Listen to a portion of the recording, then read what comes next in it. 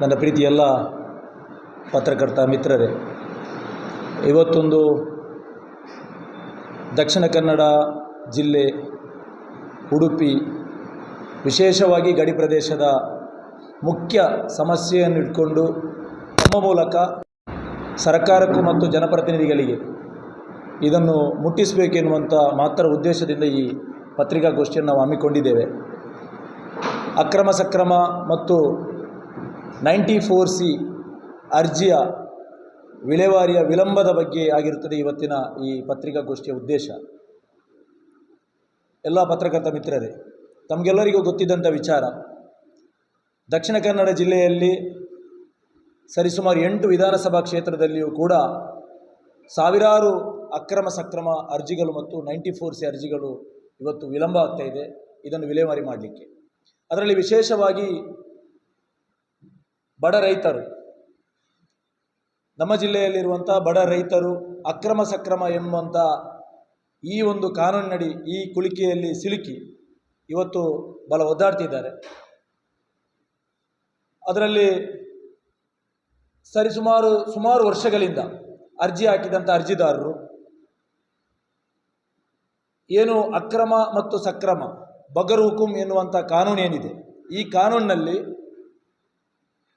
ಕೆಲವೊಂದಿಷ್ಟು ರೈತರಿಗೆ ಹಕ್ಕುಪತ್ರ ಸಿಕ್ಕಿದೆ. ಹಕ್ಕುಪತ್ರ ಸಿಕ್ಕಿಯೂ ಕೂಡ ಅವರು ಇವತ್ತು ಕೂಡ ಭೂಮಿ ಒಡೆಯನಾಗಲಿಲ್ಲ. ಕಾರಣ ಎನ್ನುವಂಥದ್ದು ಕೇಳೋದಾದರೆ, ಇದರಲ್ಲಿ ವಿಶೇಷವಾದಂಥ ದೊಡ್ಡ ಸಮಸ್ಯೆ ಏನಂತ ಹೇಳಿದರೆ, ಕಂದಾಯ ಮತ್ತು ಅರಣ್ಯ ಇಲಾಖೆಯ ಗಡಿ ಗುರುತಿಸುವಿಕೆಯ ಒಂದು ದೊಡ್ಡ ಸಮಸ್ಯೆಯಿಂದಾಗಿರುತ್ತದೆ ಇವತ್ತು ವಿಳಂಬ ಆಗ್ತಿರುವಂಥದ್ದು. ಇದರಲ್ಲಿ ಒಂದು ಸರ್ವೆ ನಂಬರಲ್ಲಿ ಸಾವಿರಾರು ಎಕರೆ ಜಮೀನುಗಳು, ಒಂದೇ ಒಂದು ಸರ್ವೆ ನಂಬರಲ್ಲಿ ಸಾವಿರಾರು ಎಕರೆ ಜಮೀನುಗಳಿದೆ. ಇದರಲ್ಲಿ ರೈತರ ಜಮೀನಿದೆ, ಕಂದಾಯ ಇಲಾಖೆಯ ಜಮೀನಿದೆ, ಅದರೊಟ್ಟಿಗೆ ಅರಣ್ಯ ಇಲಾಖೆಯ ಜಮೀನಿದೆ. ಫ್ಲಾಟಿಂಗ್ನ ಸಮಸ್ಯೆಯಿಂದಾಗಿ ಇವತ್ತು ಅವರಿಗೆ ಸಿಕ್ಕಿದಂಥ ಹಕ್ಕುಪತ್ರ, ಸಣ್ಣ ರೈತರು, ನಾನು ಹೇಳುವಂಥದ್ದು ಸಣ್ಣ ರೈತರು, 1 ಎಕರೆ ಜಮೀನಿಂದ ಕೆಳಗೆ ಇರುವ ರೈತರು, ಅದಕ್ಕಿಂತ ಮೇಲ್ಪಟ್ಟ ರೈತರು ಕೂಡ ಈ ಸಮಸ್ಯೆಯನ್ನು ಎದುರಿಸ್ತಿದ್ದಾರೆ. ಅದರಲ್ಲಿ ಅವರಿಗೆ ಆ ಕೃಷಿ ಮಾಡಿದಂಥ ಸಾವಿರಾರು ವರ್ಷದಿಂದ ಅವರು ಕೃಷಿ ಮಾಡ್ತಿದ್ದಾರೆ, ಹಲವಾರು ವರ್ಷದಿಂದ ಅವರು ಕೃಷಿ ಮಾಡ್ತಿದ್ದಾರೆ. ಕೃಷಿ ಮಾಡಿಯೂ ಕೂಡ ಅವರಿಗೆ ಕೃಷಿಗೆ ಹಾನಿಯಾದಂಥ ಸಂದರ್ಭದಲ್ಲಿ ಅವರಿಗೆ ವಿಮೆ ಸಿಗ್ತಾ ಇಲ್ಲ, ಬ್ಯಾಂಕಿನ ಸಾಲ ಸೌಲಭ್ಯ ಸಿಗ್ತಾ ಇಲ್ಲ, ಮತ್ತು ಅವರಿಗೆ ವಿದ್ಯುತ್ ಸಂಪರ್ಕ ಸಿಗ್ತಾ ಇಲ್ಲ. ಈ ಕೃಷಿ ಜಮೀನು ಸ್ವಂತ ಉಳುಮೆ ಮಾಡಿ ಅವರು ಮಾಡಿದಂಥ ಜಮೀನಲ್ಲಿ, ಅವರೇ ಕೃಷಿ ಮಾಡಿದ ಜಮೀನಲ್ಲಿ ಅದನ್ನು ಏನಾದರೂ ಒಂದು ಮಾರಾಟ ಮಾಡಬೇಕಂತ ಹೇಳಿದರೆ ಅವರಿಗೆ ಮಾರಾಟ ಮಾಡಲಿಕ್ಕೂ ಕೂಡ ಸಾಧ್ಯ ಆಗ್ತಾ ಇಲ್ಲ. ಇದು ವಿಳಂಬ ಆಗಲಿಕ್ಕೆ ಮೂಲ ಕಾರಣ ಇಲ್ಲಿರುವಂಥ ಸರ್ಕಾರ ಮತ್ತು ಜನಪ್ರತಿನಿಧಿಗಳ ನಿರ್ಲಕ್ಷ್ಯ ಮತ್ತು ಇಲ್ಲಿರುವಂಥ ಅಧಿಕಾರಿಗಳಿಗೆ ಅದರೊಂದು ಉದಾಸೀನತೆ. ಇದನ್ನು ಇಲ್ಲಿ ಕಂದಾಯ ಸಚಿವರು ಹೇಳ್ತಾರೆ, ಕನಿಷ್ಠ 15 ದಿನಗಳಿಗೆ ಒಮ್ಮೆ ಏನು ಮಾಡಬೇಕು, ಕೃಷ್ಣ ಬೈರೇಗೌಡ ಹೇಳ್ತಾರೆ 15 ದಿನಗಳಿಗೆ ಒಮ್ಮೆ ನೀವು ಸ್ಥಳೀಯ ಶಾಸಕರೊಂದಿಗೆ ಕೂತ್ಕೊಂಡು ಅಕ್ರಮ ಸಕ್ರಮ ಸಮಿತಿ ಪ್ರತಿ ತಾಲೂಕಲ್ಲಿ ಕೂಡ ರಚನೆ ಆಗಿದೆ, ಸಮಿತಿಯವರು ಕೂತ್ಕೊಂಡು ಯಾರು ಅದರಲ್ಲಿ ಫಲಾನುಭವಿಗಳಿದ್ದಾರೆ ಅವರಿಗೆ ನೀವು ವಿಲೇವಾರಿ ಮಾಡಿ ಕೊಡಬೇಕೆನ್ನುವಂಥದ್ದು. ನಮ್ಮ ಜಿಲ್ಲೆಯಲ್ಲಿ ಇಲ್ಲಿಯೂ ಕೂಡ ಈ ಸಮಸ್ಯೆಗೆ ಪರಿಹಾರ ಸಿಗ್ತಾ ಇದೆ. ಇದ್ದಂಥ ಯಾರು ಸಂಪತ್ತನ್ನು ಹೊಂದಿದಂಥ ಯಾರು ಶ್ರೀಮಂತ ರೈತರಿದ್ದಾರೆ, ಯಾರು ದುಡ್ಡು ಕೊಡಲಿಕ್ಕೆ ತಯಾರಿದ್ದಾರೆ, ಅಂಥವರಿಗೆ ಮಾತ್ರ ಜಮೀನು ಅಕ್ರಮ ಸಕ್ರಮ ಜಮೀನು ಸಿಗ್ತಾ ಇದೆ. ಅದರಲ್ಲಿ ರಾಜಕೀಯ ಪಕ್ಷದ ಕಾರ್ಯಕರ್ತರು, ರಾಜಕೀಯವಾಗಿ ಸ್ಥಳೀಯ ಶಾಸಕರ ಜೊತೆಗೂಡಿದಂಥ ಅವರ ಕಾರ್ಯಕರ್ತರಿರ್ಬೋದು, ಅವರಿಗೆ ಕೆಲಸ ಮಾಡುವಂಥ ಪ್ರತಿನಿಧಿಗಳಿರ್ಬೋದು, ಅವರಿಗೆ ಕೆಲಸ ಮಾಡುವಂಥ ಭೂಮಾಲೀಕರಿರ್ಬೋದು, ಅವರಿಗೆ ಕಳೆದ 2 ವರ್ಷಕ್ಕಿಂತ ಮೊದಲು ಸ್ಥಳೀಯ ಬೂತ್ ಮಟ್ಟದಲ್ಲಿ ಅವರ ಹೆಸರನ್ನೇ ತೆಗೊಂಡು ಅವರಿಗೆ ಒಂದು 50 ಫೈಲ್ಗಳು ನಮ್ಮ ತಾಲೂಕಲ್ಲಿ ಕೂಡ ಸಿಕ್ಕಿದೆ ಎನ್ನುವಂಥ ಮಾಹಿತಿ ಅದು ಸಿಕ್ಕಿದೆ. ನಾವು ಅದರ ಮಾಹಿತಿಯನ್ನು ಕೂಡ ಇವತ್ತು RTIಯಲ್ಲಿ ಕೂಡ ಪಡ್ಕೊಳ್ತಿದ್ದೇವೆ. ಅದರ ಒಟ್ಟಿಗೆ ಇವತ್ತು ಈ ಕುಮ್ಕಿ ಎನ್ನುವಂಥ ಹೆಸರಿನಲ್ಲಿ ಇಲ್ಲಿ ನಮ್ಮ ಜಿಲ್ಲೆಯಲ್ಲಿ ಸಾವಿರಾರು ಎಕರೆ, ಒಬ್ಬ ರೈತನಿಗೆ ಒಂದಿಷ್ಟು ಕುಮ್ಕಿ ಬೇಕಂತ ಹೇಳುವಂಥ ಕಾನೂನಿದೆ. ಇದಕ್ಕೂ ಮೀರಿ ಕೂಡ 100 ಎಕರೆ 116 ಎಕರೆ ಜಮೀನನ್ನು ಅಕ್ರಮವಾಗಿ ಅದನ್ನು ಬಳಕೆ ಮಾಡುವಂಥ ಕೆಲವೊಂದಿಷ್ಟು ಭೂಮಾಲೀಕರಿದ್ದಾರೆ, ಭೂಗಳ್ಳರಿದ್ದಾರೆ. ಇದನ್ನು ಕೂಡ ಈ ಸಂದರ್ಭದಲ್ಲಿ ನಾವು ಅಡ್ರೆಸ್ ಮಾಡ್ತಿದ್ದೇವೆ. ಇದರೊಟ್ಟಿಗೆ ಮತ್ತೊಂದು ವಿಚಾರ, ಈ ಅಕ್ರಮ ಸಕ್ರಮದಲ್ಲಿ ಈ ವಿಚಾರದೊಟ್ಟಿಗೆ 94C ಮತ್ತು 94CC ನಗರ ಪ್ರದೇಶಕ್ಕೆ ಬರುವಾಗ 94C ಬರುತ್ತೆ, CC ಬರುತ್ತೆ, ಗ್ರಾಮ ಮಟ್ಟದಲ್ಲಿ 94C ಬರುತ್ತೆ. ಯಾರು ಆರ್ಥಿಕವಾಗಿ ಹಿಂದುಳಿದಂಥ ಬಡವರು, ನಿರ್ಗತಿಕರು ಇವತ್ತು ಅರ್ಜಿಯನ್ನು ಹಾಕಿದ್ದಾರೆ, ಅರ್ಜಿ ಹಾಕಿ ಮನೆ ಮಾಡಿ ಕೂತ್ಕೊಂಡಂಥವರು, 16 ವರ್ಷಗಳಿಂದ ಮನೆ ಮಾಡಿ ಅಲ್ಲೇ ಕೂತ್ಕೊಂಡಂಥವರು. ನಾವೊಂದು ಒಂದು ಒಂದು ಕುಟುಂಬ, ಒಂದೆರಡು ಕುಟುಂಬದ ಮಾಹಿತಿ ಪಡ್ಕೊಂಡಾಗ 70-75 ವರ್ಷದಿಂದ ಅವರು ಮನೆದರಿಗೆ ಕಟ್ತಾ ಇದ್ದಾರೆ. ಏನು ಕರೆಂಟ್ ಬಿಲ್ ಅವರಿಗಿದೆ, ಎಲ್ಲವೂ ಇದೆ, ನೀರಿನ ಸೌಲಭ್ಯ ಎಲ್ಲವೂ ಕೂಡ ಪಂಚಾಯತ್ನಿಂದ ಸಿಗ್ತಾ ಇದೆ. ಆದರೂ ಕೂಡ ಇವತ್ತು ಅವರಿಗೆ ಹಕ್ಕುಪತ್ರ ಸಿಗಲಿಲ್ಲ, ಅರ್ಜಿ ಹಾಕಿದ್ದಾರೆ. ಯಾಕೆ ಸಿಗಲಿಲ್ಲ ಅಂತ ಹೇಳುವ ಕಾರಣವನ್ನು ನೋಡ್ತಾ ಹೋದರೆ, ಅರ್ಜಿ ಹಾಕಿದ್ದಾರೆ, ಯಾರು VA ಯಾರಿದ್ದಾರೆ ಸ್ಥಳೀಯ VA ಅವರು ಅಲ್ಲಿಗೆ ಪರಿಶೀಲನೆ ಮಾಡ್ತಾ ಇಲ್ಲ. ಅಧಿಕಾರಿಗಳು ಕೆಲಸಕ್ಕೆ ಹೋಗಿ ಪರಿಶೀಲನೆ ಮಾಡಲ್ಲ, ಡೈರೆಕ್ಟಾಗಿ ಆಫೀಸಲ್ಲಿ ಕೂತ್ಕೊಂಡು ಅರ್ಜಿಯನ್ನು ನೋಡ್ತಾರೆ, ರಿಜೆಕ್ಟ್ ಮಾಡ್ತಾರೆ. ಅದು ತಹಶೀಲ್ದಾರ್ಗೆ ಬರ್ತಾರೆ, ತಹಶೀಲ್ದಾರ್ ಕೂಡ ರಿಜೆಕ್ಟ್ ಮಾಡ್ತಾರೆ. ಅದು ನಂತರ ಅವರು ಅಪೀಲ್ ಮಾಡಲಿಕ್ಕೆ ಹೋಗಬೇಕಾದ್ರೆ AC ಕೋರ್ಟಿಗೆ ಹೋಗಬೇಕು. ಸಾಮಾನ್ಯ ಒಬ್ಬ ಬಡವ AC ಕೋರ್ಟಿಗೆ ಹೋಗಲಿಕ್ಕೆ ಸಾಧ್ಯ ಇದೆ, AC ಬಳಿಗೆ ಹೋಗಲಿಕ್ಕೆ ಸಾಧ್ಯ ಇದೆ. ಇಂಥವರು ಕೂಡ ಅದರಲ್ಲಿ 94C ಒಂದು 5 ಸೆನ್ಸ್ ಅಥವಾ 3 ಸೆನ್ಸ್, ಇವತ್ತು ಮೊದಲು 9 ಸೆನ್ಸ್ ಪಾಸ್ ಆಗ್ತದೆ, 5 ಅಥವಾ 3 ಸೆನ್ಸ್ ಜಾಗ ಮಾತ್ರ ಪಾಸ್ ಆಗುವಂಥದ್ದು. ಅದು ಕೂಡ ರಾಜ್ಯದಲ್ಲಿ, ಜಿಲ್ಲೆಯಲ್ಲಿ ನೂರಾರು ಲಕ್ಷಾಂತರ ಅರ್ಜಿಗಳಿದೆ, ಅದು ಕೂಡ ಸಿಗ್ತಾ ಇಲ್ಲ. ಇದರ ಬಗ್ಗೆ ಮಾತಾಡಲಿಕ್ಕೆ ಯಾವ ಜನಪ್ರತಿನಿಧಿ ಕೂಡ, ಯಾವ ಸರ್ಕಾರ ಕೂಡ ತಯಾರಿಲ್ಲ. ಏನು ಗ್ಯಾರಂಟಿಗಳನ್ನು ಹೇಳ್ಕೊಂಡು ಬಂದಂಥ ಸರ್ಕಾರ, ಏನು ನಾವು ಅಭಿವೃದ್ಧಿ ಮಾಡ್ತೇವೆ ಏನು ಹೇಳ್ಕೊಂಡು ಬಂದ ಸರ್ಕಾರ ಇರಲಿ, ಸ್ಥಳೀಯವಾಗಿರುವಂಥ ಶಾಸಕರಿರಲಿ, ಇದರ ಬಗ್ಗೆ ಮಾತಾಡ್ತಾ ಇಲ್ಲ. ಇವತ್ತು ರಸ್ತೆ ಗಡಿ ಇದೆ, ಅರಣ್ಯದ ಗಡಿ ಇದೆ, ಅರಣ್ಯ ಇಲಾಖೆ ಜಾಗದಲ್ಲಿದೆ, ಅಥವಾ ರಸ್ತೆ ನಡುತೋಪಲ್ಲಿದೆ ಎನ್ನುವಂಥ ಕಾರಣವನ್ನು ಹಿಡ್ಕೊಂಡು ರಿಜೆಕ್ಟ್ ಮಾಡುವಂಥದ್ದು, ಅವರನ್ನು ತಳ್ಳಿ ಹಾಕುವಂಥ ಕೆಲಸ ಈ ಸರ್ಕಾರಗಳು ಮಾಡ್ತಾ ಇದೆ. ಖಂಡಿತವಾಗಿ ಇದರ ಬಗ್ಗೆ ತೀವ್ರವಾದಂಥ ಹೋರಾಟಕ್ಕೆ SDPI ಒಂದು ದಾಪುಗಾಲಿಡ್ತಾ ಇದೆ.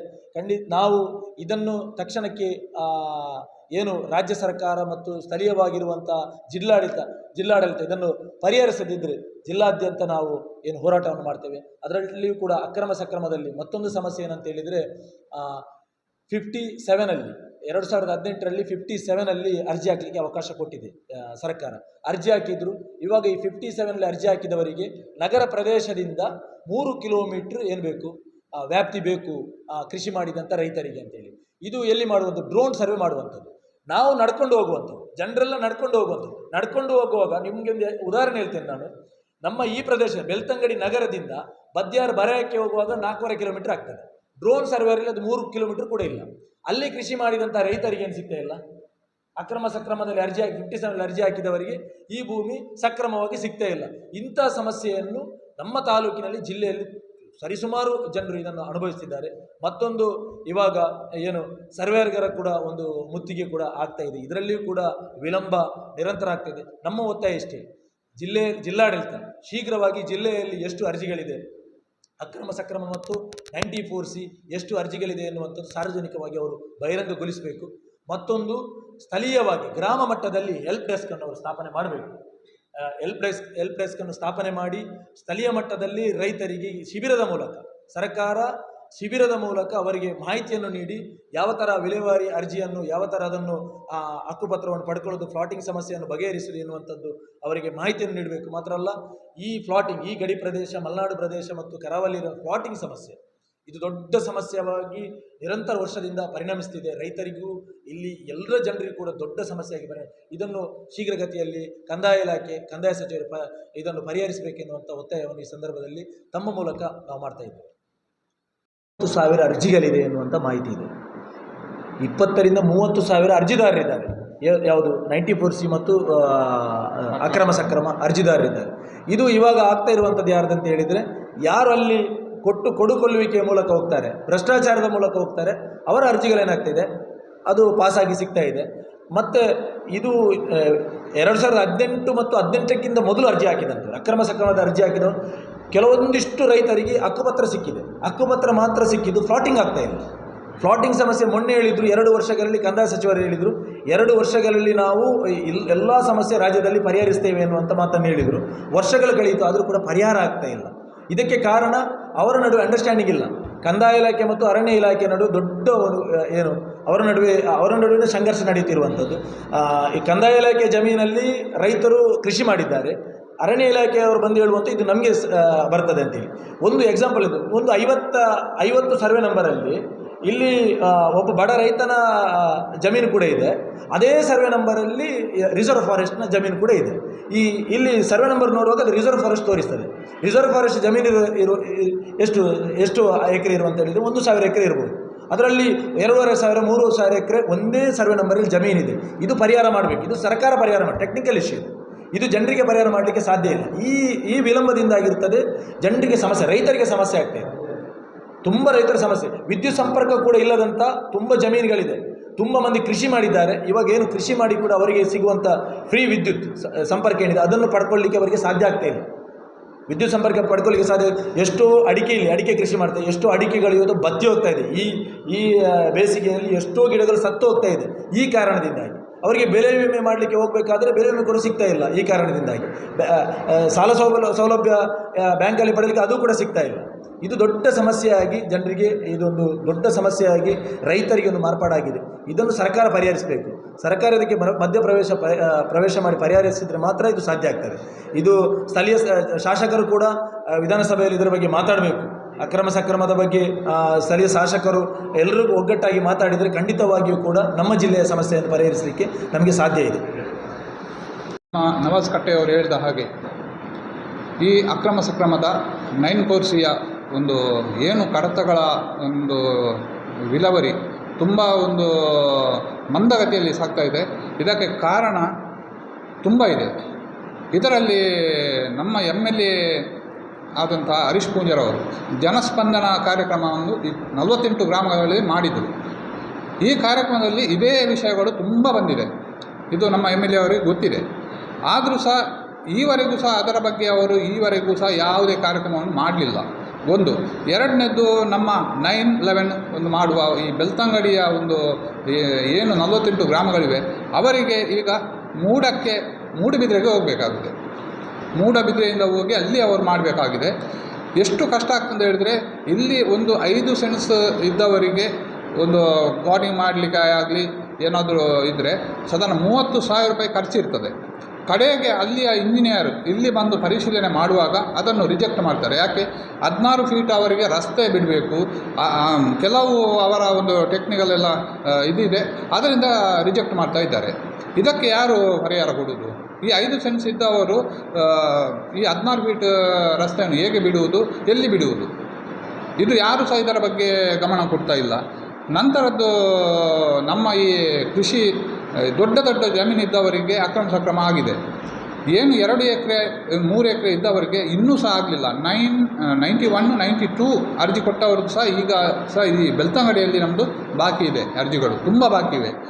ಇದಕ್ಕೆ ಕಾರಣ ನೋಡಲಿಕ್ಕೆ ಹೋದರೆ ಈ ಪಟ್ಟಬದ್ಧ ಹಿತಾಸಕ್ತಿಗಳು, ಯಾಕಂದರೆ ಹಣಕ್ಕಾಗಿ ಅಲ್ಲಿ ಬೇಡಿಕೆ ಇಡುವಂಥದ್ದು ನಮ್ಮ ಗಮನಕ್ಕೆ ಬಂದಿದೆ. ಈ ನಮ್ಮ ಬೆಳ್ತಂಗಡಿ ತಾಲೂಕು ಸೌಧದೊಳಗೆ ಇಂಥ ತುಂಬ ಜನ ಬ್ರೋಕರ್ನವರು ವರ್ಕ್ ಮಾಡ್ತಾ ಇದ್ದಾರೆ. ಈ ಹಣ ಅಧಿಕಾರಿಗಳಿಗೆ ಕೊಡಲಿಕ್ಕೆ ಅಂತ ಹೇಳಿ ಈ ಬ್ರೋಕರ್ಗಳು ಹಣ ಮಾಡ್ತಾ ಇದ್ದಾರೆ. ಅಲ್ಲಿ ಕೃಷಿಕರಿಗೆ ಯಾವುದೇ ರೀತಿಯಲ್ಲಿ ಕೆಲವು ವಿಷಯಗಳು ಮಾಹಿತಿ ಇರುವುದಿಲ್ಲ, ಕೆಲವು ವಿಷಯಗಳಲ್ಲಿ ಅವರಿಗೆ ತಾಳ್ಮೆ ಇರುವುದಿಲ್ಲ. ಇಲ್ಲಿ ಬಂದು ಸುಸ್ತಾಗಿ ಹೋಗಿರ್ತಾರೆ. ಈಗ ನಮ್ಮ ಇದರ ಮಂತ್ರಿಗಳು ತುಂಬ ಕೆಲಸ ಮಾಡ್ತಾ ಇದ್ದಾರೆ. ದಯವಿಟ್ಟು ಅವರ ಹತ್ರ ನಾವು ರಿಕ್ವೆಸ್ಟ್ ಮಾಡುವುದು, ಬೆಳ್ತಂಗಡಿಗೆ ಒಮ್ಮೆ ಭೇಟಿ ನೀಡಿ, ಬೆಳ್ತಂಗಡಿಗೆ ಕಂದಾಯ ಸಚಿವರು ಬೆಳ್ತಂಗಡಿಗೆ ಒಮ್ಮೆ ಭೇಟಿ ನೀಡಿ ಸಂಪೂರ್ಣವಾಗಿ ಪರಿಶೀಲನೆ ಮಾಡಿ ನಮ್ಮ ಈ ಏನು ಕಾರ್ಯಕ್ರಮ ನಾವು ಏನೆಲ್ಲ ಇಲ್ಲಿ ಹೇಳಿದ್ದೇವೆ ಅದೆಲ್ಲವೂ ಸತ್ಯವಾಗಿ ಅವರಿಗೆ ಅಲ್ಲಿ ಕಾಣಲಿಕ್ಕೆ ಸಿಗ್ತದೆ. ಯಾಕಂದರೆ ತುಂಬ ಕೃಷಿಕರು ಈಗಲೂ ಸಹ ತುಂಬ ಜನರು ಇದರ ಹಿಂದೆ ಕಷ್ಟಪಡ್ತಾ ಇದ್ದಾರೆ. ಒಂದು ಟೇಬಲ್ನಿಂದ ಒಂದು ಟೇಬಲಿಗೆ ಫೈಲ್ ಹೋಗಬೇಕಾದ್ರೆ ವರ್ಷಗಟ್ಟಲೆ ಬೇಕಾಗ್ತದೆ. ಇದು ನಮ್ಮ ಕಂದಾಯ ಇಲಾಖೆಯವರಿಗೆ ಗೊತ್ತಿಲ್ವಾ ಅಥವಾ ಮಿನಿಸ್ಟ್ರಿಗೆ ಗೊತ್ತಿಲ್ವಾ ಅಥವಾ MLA ಅವರಿಗೆ ಗೊತ್ತಿಲ್ವಾ ಅಂತ ನಾವು ಇವತ್ತು ಪ್ರಶ್ನೆ ಕೇಳ್ತಾ ಇದ್ದೇವೆ. DC ಸಾಹೇಬ್ ಇದ್ದರೆ DC ಅವರು ಸಹ ಇಲ್ಲಿಗೆ ನಮ್ಮ ಈ ಬೆಳ್ತಂಗಡಿ ಒಂದು ವಿಧಾನಸೌಧ, ನಮ್ಮ ಮಿನಿ ವಿಧಾನಸೌಧ ಇದೆ, ಅಲ್ಲಿಗೆ ಒಮ್ಮೆ ಭೇಟಿ ನೀಡಬೇಕು. ಅಲ್ಲಿಯ ಒಂದು ಏನು ಕೆಲಸ ಕಾರ್ಯ ಹೇಗೆ ಆಗ್ತಾಯಿದೆ ಅದರ ಬಗ್ಗೆ ಸ್ವಲ್ಪ ಪರಿಶೀಲನೆ ಮಾಡಿ ನಂತರದ ಈ ಮುಂದಿನ ದಿನಗಳಲ್ಲಿ ಈ ನಮ್ಮ ಏನು ಅಕ್ರಮ ಸಕ್ರಮ 9/4C ಇದೆ ಆ ಬಾಕಿದ್ದ ಅರ್ಜಿಗಳನ್ನೆಲ್ಲ ತ್ವರಿತವಾಗಿ ಇದನ್ನು ಜನರಿಗೆ ತಲುಪಿಸುವಂಥ ಕಾರ್ಯಕ್ರಮ ಒಂದು ವೇಳೆ ಮಾಡಲಿಲ್ಲ ಅಂತ ಹೇಳಿದರೆ ನವಾಜ್ ಕಟ್ಟೆಯವರು ಹೇಳಿದ ಹಾಗೆ ನಾವು ಜಿಲ್ಲೆಯಾದ್ಯಂತ ಇದರ ಬಗ್ಗೆ ಹೋರಾಟಕ್ಕೆ ನಾವು ಕರೆ ನೀಡಬೇಕಾಗ್ತದೆ. ಇದಕ್ಕೆ ಅಧಿಕಾರಿ ವರ್ಗ ಆಗಲಿ ಅಥವಾ ಜನಪ್ರತಿನಿಧಿಗಳು ನೇರ ಹೊಣೆಯಾಗಿರುತ್ತಾರೆ ಅಂತ ನಾನು ಹೇಳಲಿಕ್ಕೆ ಇಷ್ಟಪಡ್ತಾ ಇದ್ದೇನೆ.